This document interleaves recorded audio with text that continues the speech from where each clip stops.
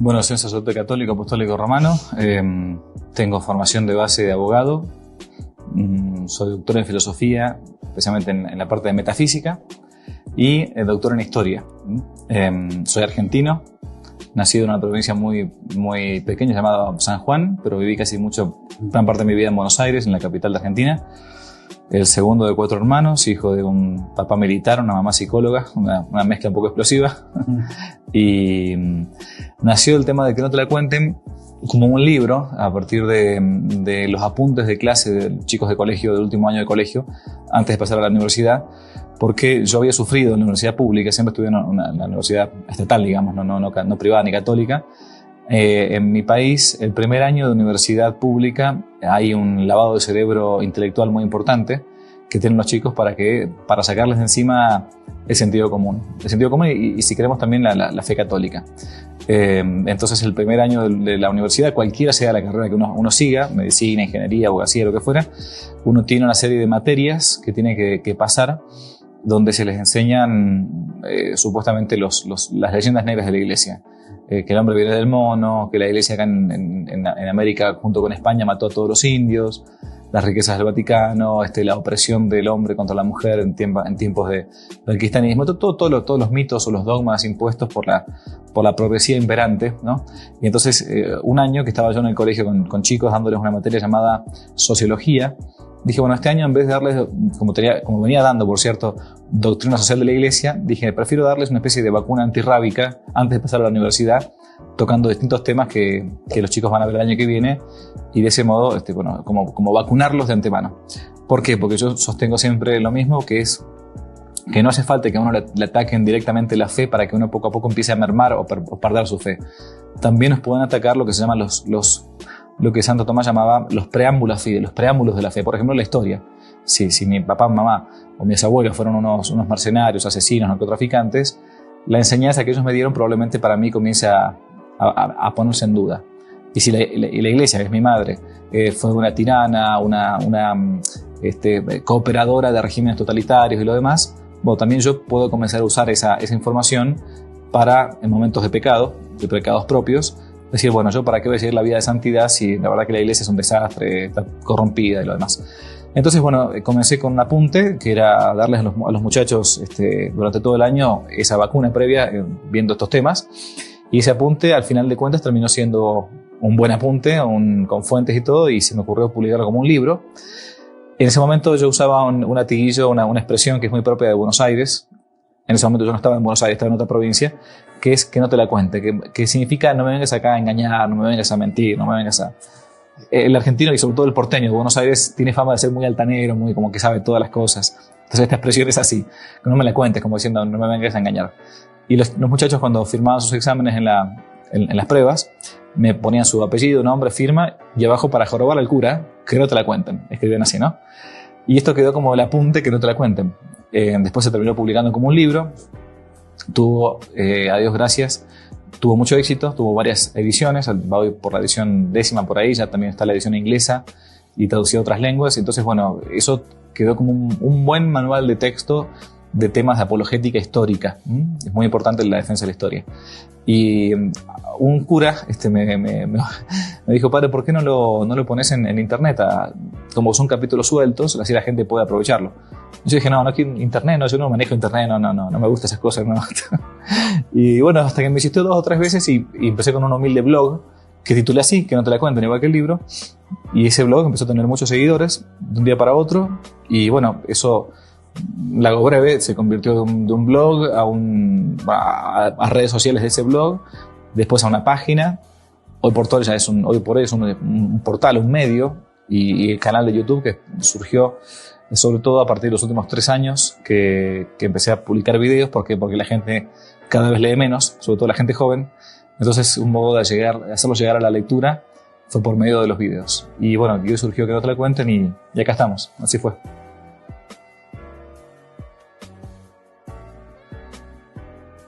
Bueno, la apologética lamentablemente es una disciplina que hoy por hoy se ha dejado de lado en gran parte de la iglesia. Apologética viene del verbo griego apologuma, y que significa defensa, defender, ¿no? Apologeo es defender.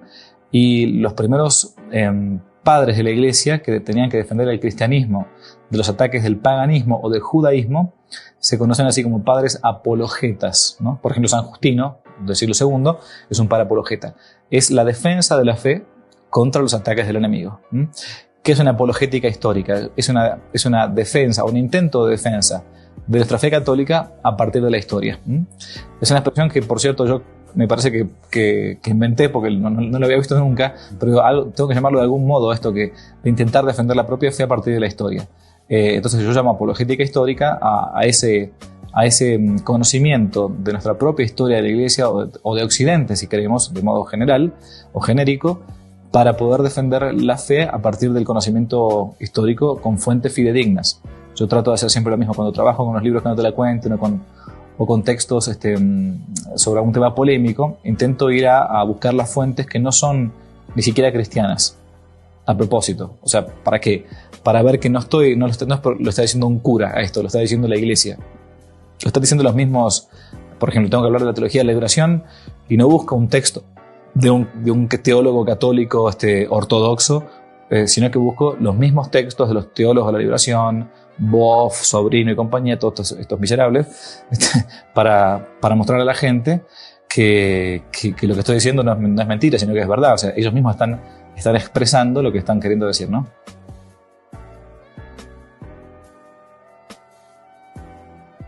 Bueno, en primer lugar, la palabra leyenda, yo quiero reivindicar la palabra de leyenda, por un lado, desde el punto de vista gramatical, o si queremos, lingüístico.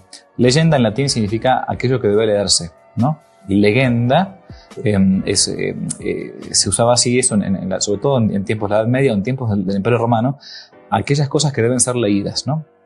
Entonces, uno escucha, por ejemplo, la leyenda dorada acerca de la vida de los santos, de Jacobo de la Vorágine, es un gran texto antiguo sobre la vida de los santos, pero hoy por hoy, en nuestros tiempos modernos, leyenda es algo así como un mito, algo que no existió, algo que, bueno, en fin.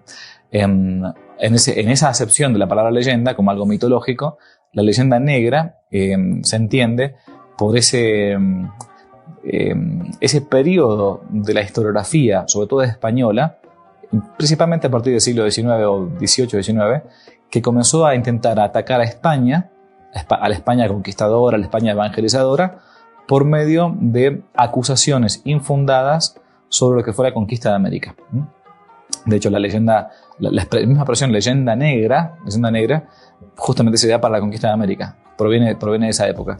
Entonces, ¿qué es una leyenda negra? Es un intento de tirar un manto de oscuridad o de suciedad o de polvo sobre un periodo de la historia para tergiversar los hechos, no contarlos como fueron, sino modificarlos con una finalidad propiamente política. O sea, la leyenda negra no es algo tipo, que no estoy de acuerdo, no, tengo opiniones distintas sobre la historia. No. La leyenda negra tiene una finalidad concretamente política. Fue inventada, por cierto, por los países protestantes, como Alemania, Holanda o Inglaterra, y en principio para atacar a España. Después, obviamente, esto se lleva hacia otros confines, no solamente de la conquista de América, sino la Inquisición española, o la Edad Media, o el periodo del feminismo y el mundo oprimido de la mujer en tiempos de cristianismo, este tipo de cosas, que hay muchísimas de este tipo. Eso es la leyenda negra, entonces, es la exageración o la tergiversación, mejor dicho, de los posibles errores que tuvo la Iglesia, que por cierto los tuvo, no hay que ser tampoco un necio para decir que fue todo perfecto, y magnificándolo y llevándolo hacia el infinito. Por un lado, la leyenda negra. Por otro lado, ¿qué es la leyenda rosada? Que por cierto es muy menor, mucho menor medida que la otra. Es el intento de justificar todos los yerros de la Iglesia, a pesar de que los hubo, por cierto, para tratar de defenderla. Lo cierto es que una causa mal defendida es de las peores causas defendidas. O sea, uno tiene que saber que la historia, como decía Cicerón, es maestra de la vida. Y en su definición clásica, es la historia, la narración de los hechos trascendentes del pasado. Y si en el pasado realmente hubo hechos que fueron deplorables y que fueron realmente criticables, no tiene sentido taparlos.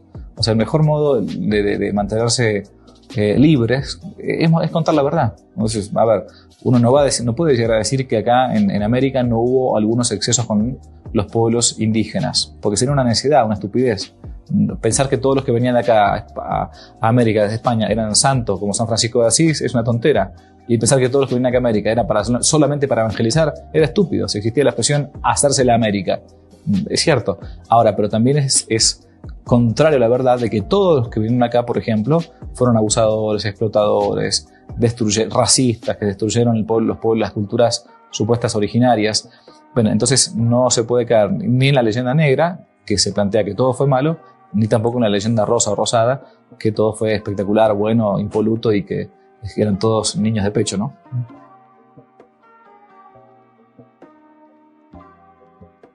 Lo hizo Juan Pablo II, lo hizo también Francisco hace poquito. Yo no estoy de acuerdo con ese pedido de perdón, honestamente. No estoy de acuerdo porque yo pido perdón por los pecados personales, no por los pecados de otros. Yo no pido perdón por lo que hizo mi abuelo. No tengo por qué hacerlo. Yo no tuve responsabilidad en lo que fue mi abuelo, mi padre, mi mamá o mi hermano. Uno puede decir en todo caso, si quiere decir de modo... Es una cuestión más bien política, o sea, que es opinable, por cierto, como lo político no es dogmático, sino que es opinable. Bueno, los papas han entendido, estos últimos dos que yo nombré, es que es bueno un modo político de pacificar ciertos sectores de la sociedad que se encuentran muy como golpeados por ciertos episodios históricos. Es decir, bueno, pedimos perdón por los pecados de algunas personas de la Iglesia, porque tampoco está bien decir pido perdón por los pecados de la Iglesia. La Iglesia no tiene pecado en cuanto tal. Por eso decimos que es una santa católica apostólica, ¿no? Es santa por su fundador. Sus miembros cometieron pecados. Entonces uno debería decir en todo caso, bueno, pedimos perdón si algunos hermanos cristianos o católicos en otros momentos del pasado cometieron algún tipo de abuso contra alguna población, en algún momento histórico, lo que fuere. Pero lo cierto es que, ¿por qué no estoy de acuerdo? Porque es opinable, ¿no? No es dogmático y no entra dentro de la infalibilidad o lo que sea. Entonces uno tiene libertad para decirlo. Pero aparte, ¿por qué? Porque tampoco creo que sea prudente. Porque en la práctica lo que sucede después es que la gente, los enemigos de la Iglesia, no solamente no reciben el perdón. Pasó hace poquito en Canadá con las supuestas masacres de los indios en los internados canadienses católicos, ¿no? No solamente que no aceptan el perdón, sino que se aprovechan de eso y toman de eso para todavía ahondar más la grieta y para meter más el dedo en la llaga y seguir diciendo, no, ahora no queremos solamente un perdón, queremos que nos devuelvan las tierras que nos quitaron, como si fueran las tierras de ellos, ¿no? Bueno, por eso no creo que sea ni siquiera prudente. O sea, hay una parte de la prudencia que es la prudencia política. Esto habla muy bien Santo Tomás de Aquino, ¿no?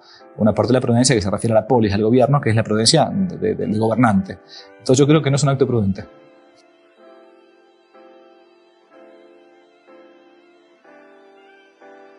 Bueno, Fray Bartolomé de las Casas. Fray Bartolomé de las Casas es un fraile dominico de familia esclavista que, por cierto, se convierte a la fe católica practicante ya a una cierta edad, más o menos llegando casi a los 30 años, y como todo neoconverso, entiende que el único modo a veces de salvarse es entrando en la vida religiosa o tener una vida totalmente radical.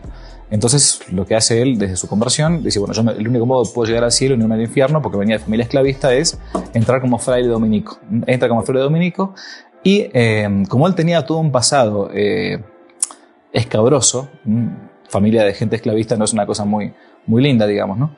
Cuando lo nombran fraile dominico, entre los primeros frailes que llegan de hecho a América, él se va a encontrar en lo que hoy conocemos como el Gran México o lo que conocemos como la Nueva España, la parte sur especialmente de México, la zona de Chiapas. Va a ver que existían, por cierto, algunos abusos, eso nadie no va a negar, pero entendía a su vez que para poder evitar que algún español cometiera algún abuso con algún indígena, el mejor modo de hacerlo era escribir por entonces al rey Carlos V, al emperador Carlos V, que se encontraba en España, diciendo que cuando él veía un abuso, él lo iba a multiplicar. Él lo decía para sí, y así lo escribía para Carlos V, lo iba a multiplicar por miles y miles.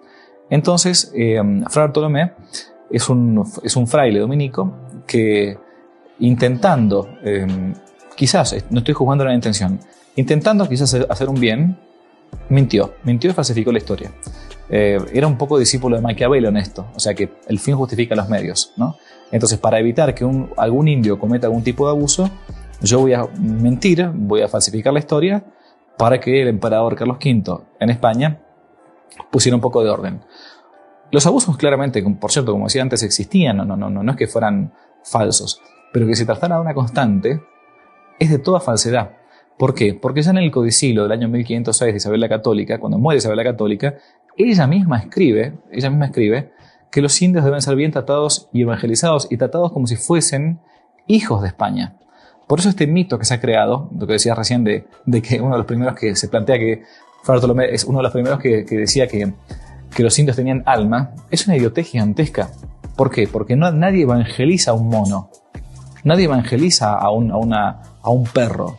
Uno evangeliza ni más ni menos que a gente que tiene alma racional. Nadie dudó en la historia de España, ni siquiera Colón, cuando en su primer viaje lleva a algunos indios para que los vean los reyes católicos. Nadie duda que eran seres humanos como nosotros. Se encontraban, sí, es verdad, muchos de ellos en un estado de barbarie o de semi-barbarie. Cuando uno veía los sacrificios humanos, el canibalismo que existía, que a los españoles, por ejemplo a Cortés, lo reciben como a libertadores para poder liberarse del imperio azteca, que era un imperio, como diríamos hoy, totalitario, un totalitarismo imperial gigantesco. Bueno, obviamente que eran seres humanos. Pero tan a pecho se lo tomaron a Fray Bartolomé de las Casas, que hasta personajes de su propia época, por ahora estoy recordando de memoria, Fray Toribio de Benavente, Motolinía, contemporáneo franciscano de Fray Bartolomé de las Casas, escribía a Carlos V diciendo no le hagan caso a este hombre, que es un hombre que es un fabulador, es un hombre que es un mentiroso, que lo único que hace acá es simplemente, en vez de evangelizar, intenta buscar todo el tiempo. Era una especie de a ver cómo se llama ahora, de revoltoso o de político izquierdista que está buscando nada más que la confrontación. No solo eso, sino que Fray Bartolomé de las Casas fue una especie de modernista o progresista antes de tiempo. ¿Por qué? Porque planteaba que no era necesario evangelizar a los indios. Esto es interesante que usted se sepa, la gente que está escuchando lo sepa. Fray Bartolomé nunca quiso aprender la lengua de los indios, porque decía que no era necesario evangelizar. Era más o menos como los progres, que ahora dicen algunas curas progres. No vayamos a evangelizar, dejemos que cada uno se salve de su propia religión, ¿no? Tanto fue así que se lo tomaban bastante en serio los españoles y con mucha paciencia, que lo llegaron a nombrar obispo de Chiapas. Bartolomé es el primer obispo de Chiapas, en México, hoy en México, ¿no? ¿Cuánto tiempo duró en Chiapas? 1 año como obispo. ¿Por qué? Porque los mismos sacerdotes, curas de su diócesis, lo echaron a patadas de la diócesis y tuvo que volverse a España. Por eso en los últimos 30 años, Fray Bartolomé no vivió en América, sino que vivió en España, y desde España seguía escribiendo y criticando. Sigo y continúo y termino con esto. Tan a pecho se lo tomaron a Fray Bartolomé que entre el año 1550 y 1552, en una ciudad de España, al norte, llamada Valladolid, existió la famosa controversia de Valladolid, que fue una especie de juicio público convocado por Carlos V, donde tenía por un lado a Fray Bartolomé de las Casas, por otro lado a un sacerdote diocesano, Ginés de Sepúlveda, para confrontar y a ver si lo que se estaba haciendo en América era o no justo. Es una especie del único caso de la historia que yo conozco en el que una conquista se frena para hacer una especie de examen de conciencia político. Lo que estamos haciendo en América, ¿es justo o no es justo? Eso es lo que quería saber Carlos V. Si no es justo, nos tenemos que volver todos de vuelta para España porque está mal lo que estamos haciendo, somos católicos. Y si es justo, podemos ir adelante. En esta controversia de Valladolid, que duró 2 años, con sesiones distintas, es donde Fray Bartolomé de las Casas, si escuchan bien lo que digo, dijo que para evitar que los indios trabajasen, había que traer a esclavos negros, porque los esclavos negros sí casi no tenían alma. Bueno, esto la gente no lo sabe, ¿no? Fray Bartolomé de las Casas fue utilizado por la leyenda negra antihispanista, antihispanoamericana, antiespañola, y hoy por hoy en muchos lugares progres es tenido como una especie de apóstol de los indios, cuando en realidad fue una especie de apóstata de los indios, porque no les buscó lo más importante que España les pudo llevar, que es justamente la virtud de la fe.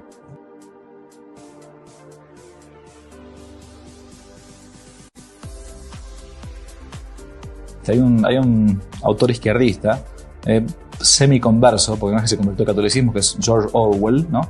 Que dice en una de sus novelas en 1984 que el que domina el presente domina el pasado y el que domina el pasado domina el futuro.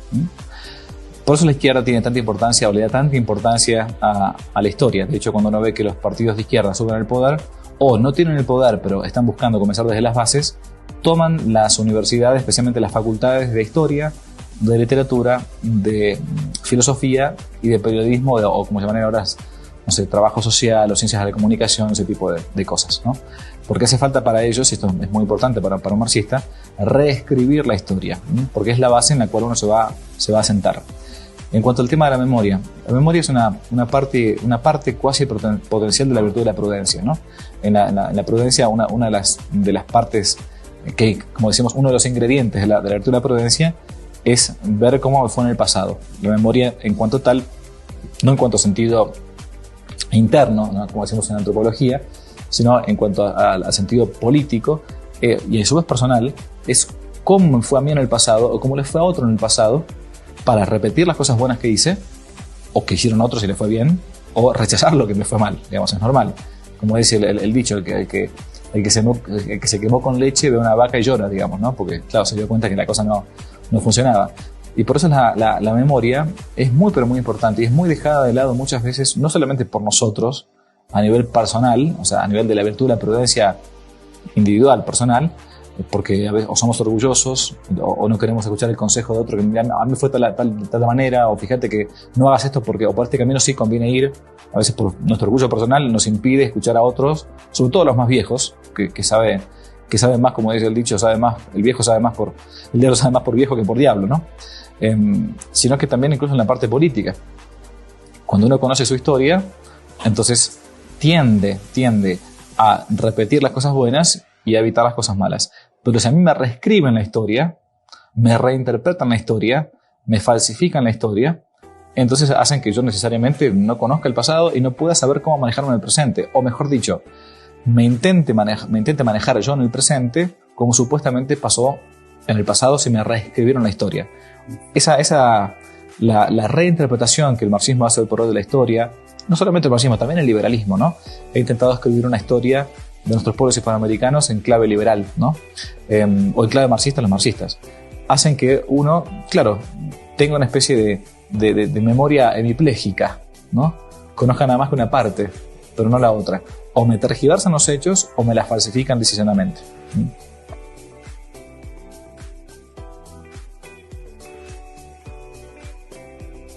Bueno, también la misma frase, colonización ideológica, la usa el Papa Francisco para lo que es la ideología de género, ¿no? Cuando se habla de una colonización ideológica, es el intento no tanto de colonizar o de conquistar un país, un territorio, una provincia, una región, sino sobre todo el mundo de las ideas, que es mucho más importante que una tierra. Porque si uno conquista el mundo de las ideas, esto lo decía también Gramsci, después poco a poco la entrega de las tierras es una cosa que se cae como de consecuencia, ¿no? Hay un sentido totalmente católico y reivindicatorio de la conquista, y también, si queremos, de la colonización. Sin embargo, no hay que olvidarse que en América entre América y España no hubo nunca colonia. América no fue una colonia de España. América era España. Hay una gran diferencia con lo que hizo Inglaterra, Holanda o Francia, que sí colonizaba. ¿Qué significa colonizar? Tener tierras que por un momento están dominadas por un país, pero simplemente son dominadas para poder extraer de ahí, como si fuese que uno saca de la naranja el jugo, digamos, ¿no? Pero después, terminado de exprimir la naranja, la dejo destruida ahí, terminada y seca. La conquista, y a su vez que va acompañada siempre de la evangelización, es totalmente noble, totalmente loable, totalmente reivindicable. Tan es así que cuando el Papa Alejandro VI, allá por fines del 1492, después de la conquista, después del inicio de la conquista del primer viaje de Colón, otorga a los reyes de Castilla, León y Aragón las tierras de América descubiertas y por descubrir, les dice que si bien pueden conquistar los territorios, porque él habla como vicario de que eso es la tierra, tienen la carga, la obligación de evangelizar. Y en el caso de que no evangelicen entonces, esos territorios deberían volver de vuelta a sus legítimos poseedores. En cuanto a la conquista de América, habría mucho para decir. El continente americano estaba apenas en un 5% habitado. Por lo tanto, el 95% de la tierra, desde Alaska a Tierra del Fuego, no era de nadie. Era lo que en derecho decimos res nullius. Era un territorio de nadie. Por lo tanto, es como cuando uno dice, bueno, voy a un territorio, no es de nadie, me meto, empiezo a edificar y por lo tanto, a partir de ahí la tierra es mía, ¿no? Eso por una parte. Pero por otra parte, siempre se planteó, en el caso de España respecto de América, que el español, el laico, el civil español, tenía que ir acompañado de evangelizadores y misioneros para que llevaran lo más importante que España podía llevar, que como transmisora de la fe, que era eso, el catolicismo, era la fe. Aparte de lo que fue la civilización porque eso no hay que olvidarse, y tampoco hay que tener vergüenza de esto de decirlo. El grado de incultura que se vivía en el pueblo hispanoamericano desde Alaska a Tierra del Fuego era gigantesco. Solo pensar que desde el año 1500 después de Cristo no existía la letra en América, cuando en el siglo V a.C., IV a.C. teníamos a Platón, a Aristóteles, a Homero, a Hesíodo, a los grandes poetas del mundo griego. Acá en América no había letra, no podían tener números, no podían lograr el nivel de abstracción de lo que es la letra. Pero hay entonces un sentido bueno de conquista. La colonización entonces no se dio acá en España, y si se diera, debería aún así darse con la evangelización al lado, porque es el único modo de que un pueblo a su vez se desarrolle. Yo siempre repito lo mismo, pero no hay religión que haya desarrollado más a los pueblos que la religión católica. Porque a su vez, amén de ser la única religión verdadera, es la religión que mejor logra los fines de un ser humano, aún acá en la tierra.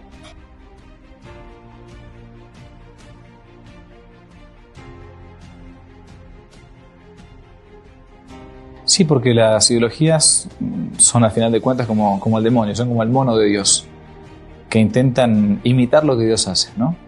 O sea, hacen el guiso, pero no tapan la olla, no ponen la olla, ¿no? Entonces buscan, toda ideología tiene un sentido universalista. Cuando el marxismo plantea que hay una lucha constante entre oprimidos y opresores, que el motor que mueve la historia es la dialéctica, que hay que buscar la dictadura del proletariado, bla, bla, bla, bla, bla, están planteando que esto es una cosmovisión universal para todo el mundo. Cuando el liberalismo plantea que lo único que importa es el proyecto de vida individual, respetando el del prójimo, y comienza en uno, termina en uno, a final de cuentas, lo intenta armar de modo universal. O sea, las ideologías son una especie de religión invertida, o una especie de religión humanista para buscar el paraíso en la tierra, que el hombre ya perdió, que no existe acá en la tierra, que se cerró con Adán y Eva, lamentablemente. Buscan tener una especie de visión redentora del hombre. Y de algún modo son como una especie de imitación o de falsificación burda de lo que es la verdadera religión. Bueno, la revolución, primero para definir lo que es la contrarrevolución hay que decir lo que es la revolución. La revolución es dar vuelta al sentido natural de las cosas, ¿no? Revolvere en latín significa eso, dar vuelta, verter, así como uno puede verter un vaso, la etimología es exactamente la misma. Dar vuelta al orden natural de las cosas, el orden común de las cosas, de la sociedad, ¿no? Y por lo tanto, en contraposición, una contrarrevolución, y acá uso una frase famosa de un gran político francés, de contrarrevolucionario de la Revolución Francesa, que fue José de Maistre. Él decía, la contrarrevolución no es una revolución contraria, sino que es hacer lo contrario a lo que hace la revolución con R mayúscula, ¿no? Entonces, la revolución intenta destronar a Dios, la contrarrevolución intenta nuevamente poner a Dios en su lugar, en el centro de la historia. La revolución intenta buscar la lucha de clases, la contrarrevolución intenta mostrar que hay una verdadera fraternidad humana, no en el sentido masónico de la palabra, en el liberal de la palabra, en cuanto que todos somos hijos de Dios, y por lo tanto, hijos de Dios, si somos católicos, también herederos del cielo, si nos portamos bien, ¿no?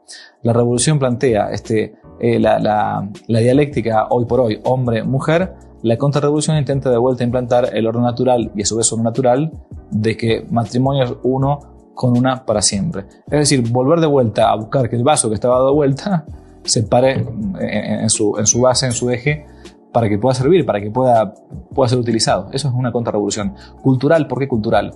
Porque busca en el ámbito propio de los hábitos humanos, que es la cultura, que son las manifestaciones del hombre, desde la historia, la política, el arte, el deporte, la música. No hay ámbito en el que cuando un hombre es hombre no desarrolla de algún modo cultura. Por eso no puedo hablar de culturas más bajas y culturas más altas, de culturas más decadentes y culturas más elevadas.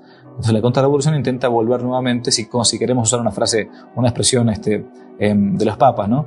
Buscar que la filosofía del Evangelio gobierne de vuelta a los estados.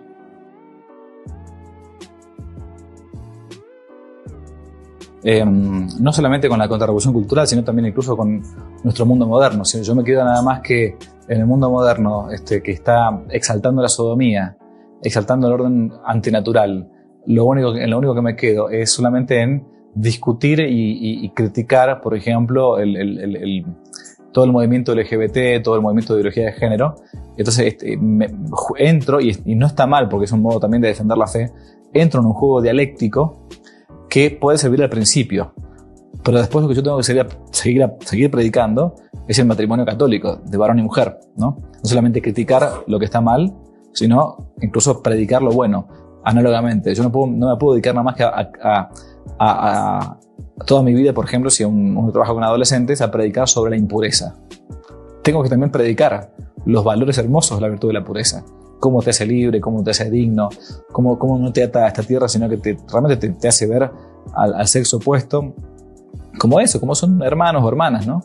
Bueno, tiene su riesgo, ciertamente, la misma palabra contrarrevolución, que implicaría como estar en contra de algo. Entonces, a su vez, hay una cierta dependencia de ese otro esgrimista que está del otro lado, y entonces cuando se mueve yo lo toco, ¿no?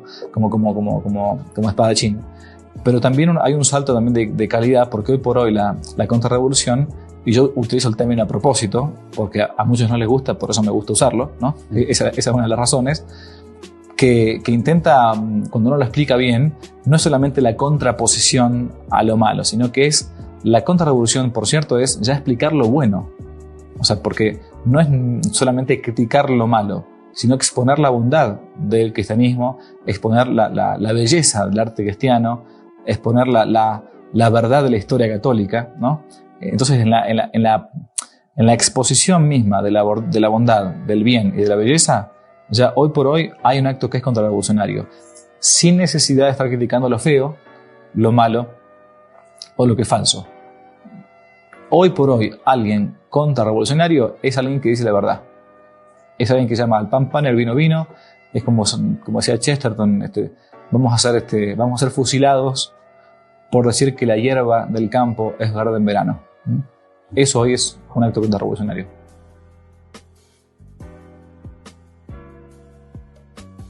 Bueno, no somos ángeles, no somos seres asexuados, no somos seres incorpóreos.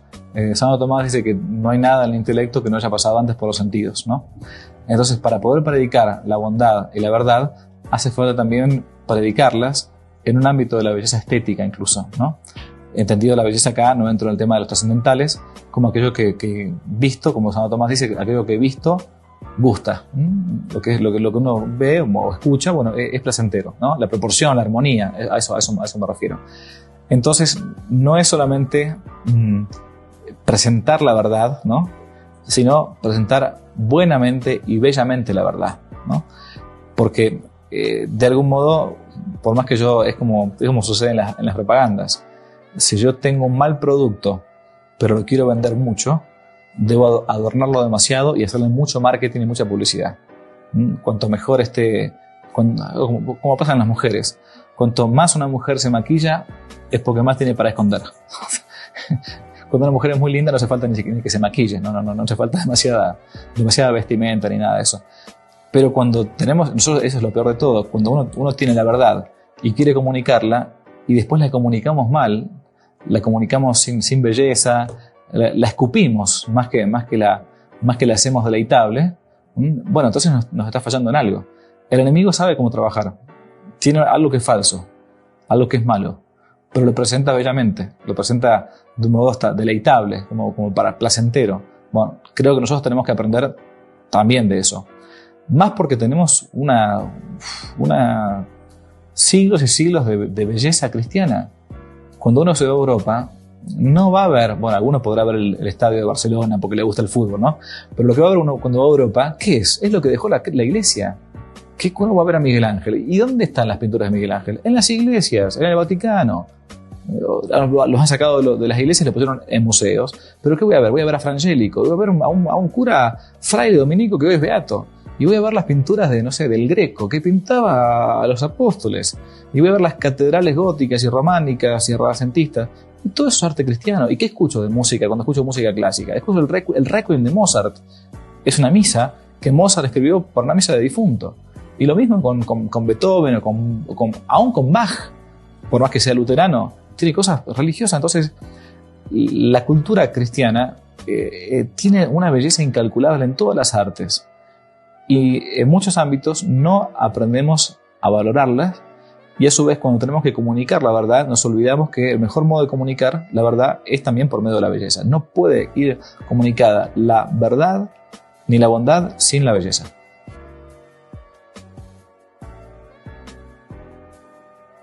Bueno, el arte o la música es uno de los modos más hermosos para poder aprovechar, sobre todo en la juventud, ¿no?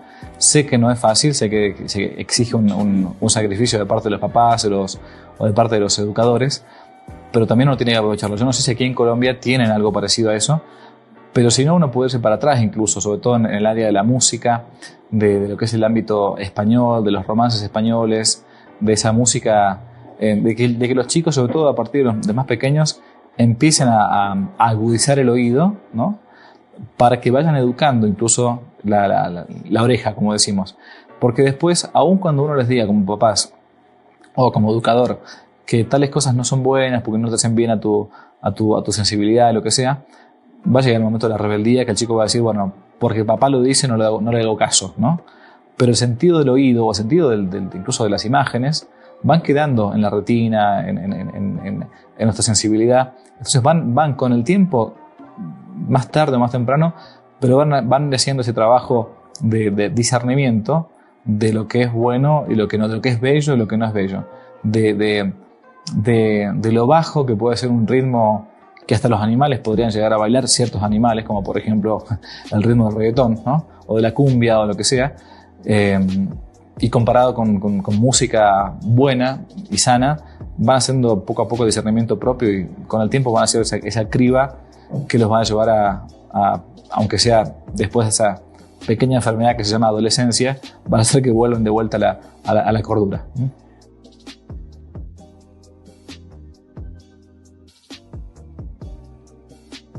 Bueno, el ámbito propio de la iglesia es iluminar con el evangelio, o sea, predicar, ¿no? De la iglesia jerárquica que estamos hablando, ¿no? De los sacerdotes, obispo, el papa. Pero el ámbito propio del laico es el ámbito de la polis. El laicado tiene que estar en el ámbito de lo público, no tiene que estar el cura dirigiendo un partido político, ni mucho menos. Y por cierto, tampoco el ámbito de la política es meramente el ámbito de la partidocracia, o sea, del ámbito de los partidos políticos, porque hacer política puede ser perfectamente política en el buen sentido de la palabra, en el sentido clásico, un maestro en su clase, o un trabajador en su trabajo con un sindicato, o en los que se llaman en la doctrina social de la Iglesia los órganos intermedios, los organismos intermedios, ¿no? Entonces, ahora, si alguno tiene esa vocación a la vida política superior, gobernante, hoy por hoy en un régimen democrático, que lamentablemente es de los más espurios de los que existen, pero quiere meterse en el ruedo, bueno, puede hacerlo, debe hacerlo si es que su vocación, siempre y cuando no traicione sus principios, siempre y cuando no prostituya sus ideas, ¿no? Porque a veces sucede que gente con muy buena intención comienza en el ámbito público, en el ámbito político, y después de un tiempo, como tiene que haber ciertas alianzas con gente y todo, termina dejando de lado los principios propios y termina, como dicen ahora, deconstruyéndose, ¿no? Y volviéndose a algo que no era. Y eso fue lo que pasó en muchos ámbitos, en muchos países, con partidos políticos católicos, o mejor dicho, católicos que se metieron en la política partidocrática, que lamentablemente con el tiempo fueron bajando su vara, ¿no? Y terminaron siendo, como decimos en mi patria, ni chicha ni limonada, ¿no? Ni frío ni caliente, y por lo tanto son dignos de ser vomitados.